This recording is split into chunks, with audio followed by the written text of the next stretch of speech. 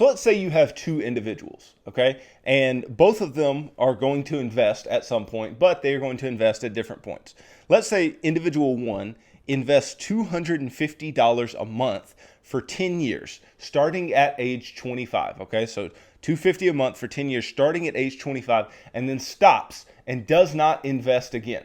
Okay, and let's say that that individual makes a 10% rate of return on their money over time. Well, that person only invested $30,000. $250 a month over a 10-year period would be $30,000. Okay, so that individual only invested $30,000 total. Okay, yet when they get to age 65, they have $982,966.17 given a 10% rate of return. Not bad for having only invested over a 10-year period, okay? So that individual started early.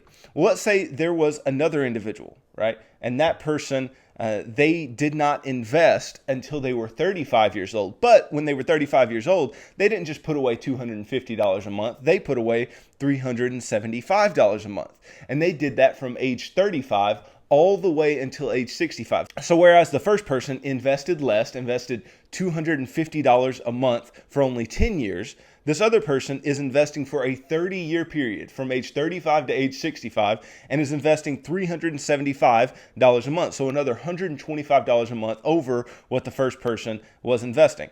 Well, when they get to age 65, they had invested a total of $139,500, which is way more than the first person, right? The first person only invested $30,000 total. Well, this person invested $109,500 more than the first person. Yet, they only end up with $941,158.54 given a 10% annual rate of return. And so, what does this tell us? This tells us that the first individual starting earlier, giving their money more time to grow, more time to compound, allowed them to have a larger nest egg. Now, albeit not by much in this situation, not by much in this particular example, right? But think of how much bigger this difference would have been if the second person would have just invested the $250 a month that the first person did, or invested less than that, or invested for not 30 years in a row, right? So what does this tell us? This tells us if we want to invest, it's better to invest less earlier than it is to invest more for a longer period of time later, in most cases, right? If you're talking about comparable cases. Now, obviously, you can invest enough money to catch up later on, but the whole idea is that you're going to have to invest so much more than the first person in order to catch up to the amount that they invested. Just think, right? Whereas the first person only invested $30,000 total versus $139,500. That's $109,500 that the first person could have done whatever they wanted to with during the course of their working life, and the second person was being forced to invest that to even come close to the amount of money that the first person had saved in their nest egg over the full 40-year period. And so quite clearly here, and this goes to the whole idea of today's episode, investing early is better than investing often.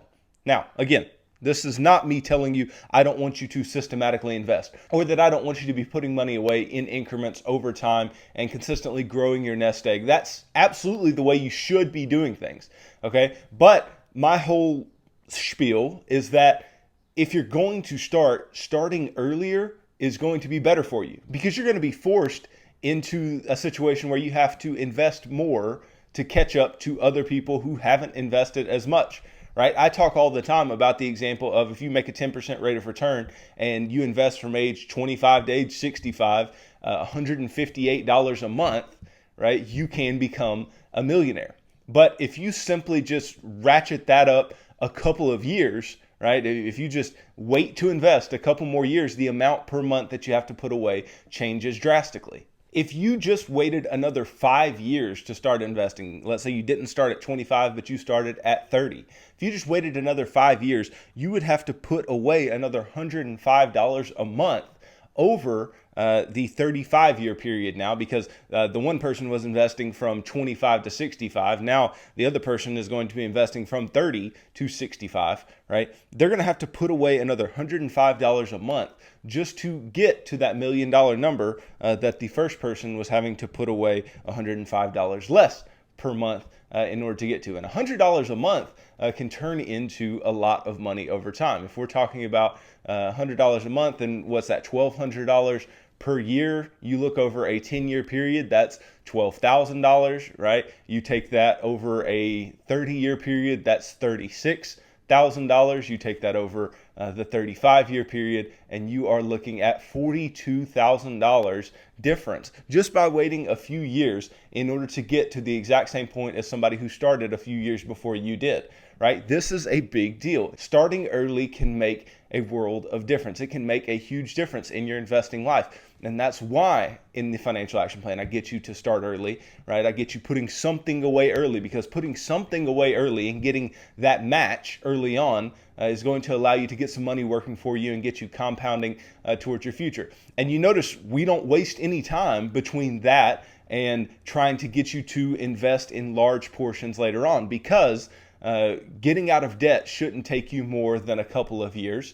And building up a fully funded emergency fund should not take you more than 6 months tops to build up the emergency fund that you need to build up, right? So once we can do those things, right, then we can really jump into investing aggressively. And at that point, we're not talking about putting away $158 a month or $263 a month, right? We're talking about putting away 15% of our income. And the reason that we're choosing that amount is because we know that some people are going to fall behind. And we also know that there are people out there that, you're listening to this episode or watching this episode, and you're thinking, well, I'm 38. I'm 40, I'm 45. How do I catch up? Well, the way that you catch up is by taking large portions of your income and investing them systematically over time, right? And that's why we pick a 15% number, because really, regardless of where you are age-wise, right, or regardless of where you are in your financial situation, right, if you can start putting away 15% of your income, you can build some type of nest egg that can be beneficial to you. Now, obviously, the more time that you give up, you may have to work a little longer. You may have to sacrifice a little more to live the retirement life that you want to live, or to live comfortably in retirement. But you will still have to be putting away large portions of your income, and at least 15% of your income is absolutely necessary in order to build anything substantial over the long term.